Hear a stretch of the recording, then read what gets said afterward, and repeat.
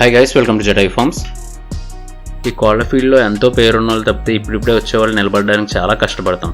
అలా కష్టపడే టైంలో ఎవరి దగ్గరైనా ఒక మంచి లైన్కి సంబంధించిన ఎగ్స్ కానీ పిల్లలు కానీ లేదా పుంజులు కానీ ఉంటే తక్కువ రేట్కి ఏమైనా వచ్చే విధంగా ఉంటే కొనుక్కుని మనదే కూడా ఒక మంచి లైన్ క్రియేట్ చేసుకోవాలని చెప్పి ఆశపడతాం. అలా గట్టిగా నిలబడాలని ఆశపడే మన సబ్స్క్రైబర్ ఒకరు వాట్సాప్ కోళ్ల గ్రూపుల్లో జీపీ గారు లైన్ ఎగ్స్ అవైలబుల్గా అమ్మకానికి ఉన్నాయని చెప్పేసి ఒక ఫామ్ వాళ్ళు పెడితే వాళ్ళని కాంటాక్ట్ అయ్యారు. తను ఆ ఫామ్ వాళ్ళని గ్రూప్లో పెట్టిన విధంగా ఇది జీపీ గారి లైనేనా అని అడగడం జరిగింది. అప్పుడు ఆ ఫామ్ వాళ్ళు చెప్పింది ఏంటంటే ఇది వేరే ఒకరి దగ్గర నుంచి తీసుకొచ్చిందని, వాళ్ళు జీపీ గారి దగ్గర నుంచే తీసుకొచ్చారని చెప్పారని చెప్పడం జరిగింది. కానీ తర్వాత ఎందుకో కన్విన్స్ అయ్యి వాళ్ళ దగ్గర నుంచి ఒక 50 గుడ్లు తీసుకుంటే ఒక 2-3 మంచి పుంజులు వచ్చినా కానీ ఒక మంచి లైన్ క్రియేట్ అవుద్దనే ఉద్దేశంతో తను వాళ్ళ దగ్గర నుంచి ఒక 50 గుడ్లు అయితే తీసుకోవడం జరిగింది. ఆ గుడ్లు తీసుకునే టైంలో మన సబ్స్క్రైబర్ ఫామ్ వాళ్ళని పలానా చోటికి తీసుకొచ్చే వాళ్ళని చెప్పనగా వాళ్ళు స్కూటీ మీద ఆ గుడ్లు అయితే మన వాడికి ఆ ప్లేస్కి తీసుకొచ్చేవడం జరిగింది. ఆ గుడ్లని ఆ ఫామ్ వాళ్ళు నీట్గా అట్టపెట్టలో ఓకేసి ప్యాక్ చేసి తీసుకొచ్చేవడం అయితే జరిగింది.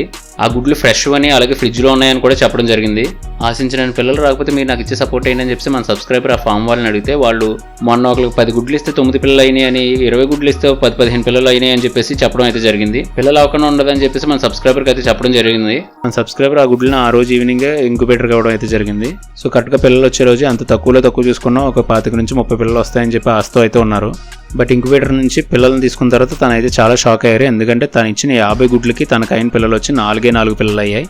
ఇంక్యుబేటర్ని పిల్లలు చేసే సమయంలో ఏమైనా ప్రాబ్లం ఉందని చెప్పంటే తను ఎప్పుడు అక్కడే ఎగ్స్ ఇస్తారంట. తనకి మాక్సిమం నెంబర్ ఆఫ్ పిల్లలు అవుతాయంట. తనే కాకుండా తన చుట్టుపక్కల ఫార్మ్స్ వాళ్ళందరూ కూడా అక్కడే ఇస్తారంట. వాళ్ళందరికీ కూడా మంచి పిల్లలు వస్తాయని చెప్పేసి మన సబ్స్క్రైబర్ అయితే చెప్పడం జరిగింది. సో మన సబ్స్క్రైబర్ ఎగ్స్లోని ప్రాబ్లం అని చెప్పి తెలుసుకున్న తర్వాత ఆ ఫామ్ వాళ్ళని కాంటాక్ట్ అవ్వడానికి చాలా ట్రై చేశారు. ఎందుకంటే మన సబ్స్క్రైబర్ దగ్గర ఆ ఫామ్ వాళ్ళ నెంబర్ మిస్ అయింది. ఆ ఫామ్ వాళ్ళని కాంటాక్ట్ చేయడానికి ట్రై చేస్తున్న సమయంలోనే ఆ ఫామ్ వల్ల మన సబ్స్క్రైబర్ కాల్ చేసి ఎన్ని పిల్లలు వచ్చినాయని చెప్పి అడగడం అయితే జరిగింది.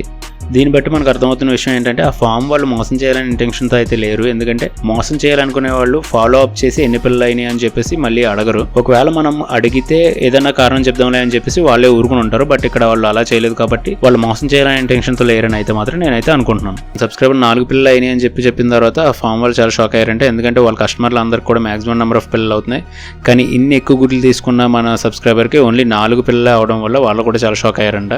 ఆ ఫామ్ వాళ్ళు ఎగ్స్ చాలా ఫ్రెష్ ఫ్రిడ్జ్లో పెట్టినవి, అసలు పడే అవకాశం లేదని చెప్పి మన సబ్స్క్రైబర్కి చెప్పగానే మన సబ్స్క్రైబర్ వెంటనే అక్కడ హ్యాచరీస్ నెంబర్ వాళ్ళకి ఇచ్చి వాళ్ళని డైరెక్ట్గా కాంటాక్ట్ అయ్యి ఎన్ని పిల్లలు అయినాయి అడగమని చెప్పడం అయితే జరిగింది. సో ఆ నెంబర్కి కాల్ చేసి వాళ్ళు కూడా కన్ఫర్మ్ చేసుకోవడం అయితే జరిగింది 4 పిల్లలు వచ్చినాయి అని చెప్పి. ఇప్పుడు మన సబ్స్క్రైబర్ ఆ ఫామ్ వాళ్ళని మీ దగ్గర నుంచి నెక్స్ట్ తీసుకుని నేను లాస్ అవ్వడం అయితే జరిగింది. సో ఇప్పుడు మీరు నాకు ఎటువంటి సపోర్ట్ ఇస్తారని చెప్పి అయితే అడగడం జరిగింది.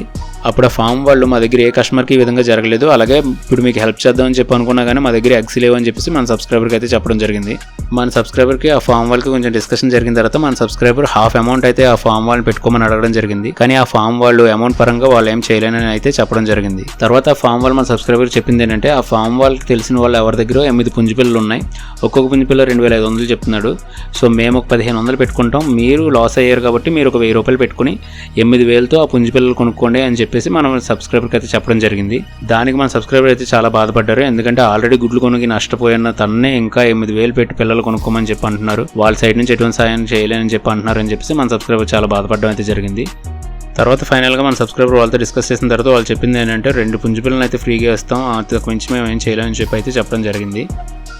సో మన సబ్స్క్రైబర్ గుడ్డు 200 పెట్టి 50 గుడ్లు కొన్న తర్వాత ఓన్లీ 4 పిల్లలు అయిన తర్వాత ఆ ఫామ్ వాళ్ళు మన సబ్స్క్రైబర్కి ఇచ్చే సపోర్ట్ ఏంటంటే 2 పుంజు పిల్లలు 2-3 నెలల్లో ఉన్న పుంజు పిల్లలను 2 వాటిని ఫ్రీగా ఇస్తామని చెప్పి అయితే చెప్పడం జరిగింది. సో ఇది ఫైనల్ కంక్లూజన్. సో దీనివల్ల మన సబ్స్క్రైబర్ ఏమైనా లాస్ అయ్యారా లేదా, ఫామ్ వాళ్ళు మన సబ్స్క్రైబర్కి చేసిన దాంట్లో న్యాయం ఉందా అనేది మీ ఒపీనియన్ ఏంటనేది కింద కామెంట్స్లో తెలియజేయండి. ఇటువంటి ప్రాబ్లమ్స్ మన సబ్స్క్రైబర్స్ నుంచి ఎవరైనా ఫేస్ చేసి ఉంటే స్క్రీన్ మీద కనిపిస్తున్న నెంబర్ నుంచి మనకు కాంటాక్ట్ అవ్వండి. సో మీ ప్రాబ్లం మన సబ్స్క్రైబర్స్ అందరికీ తెలిసే విధంగా వీడియో చేయడం అయితే జరుగుతుంది. దానివల్ల మన సబ్స్క్రైబర్స్లో ఎవరైనా అటువంటి ప్రాబ్లమ్ ఫేస్ చేసి మోసపోకుండా ఉండే విధంగా మనం హెల్ప్ చేయొచ్చు. Thank you.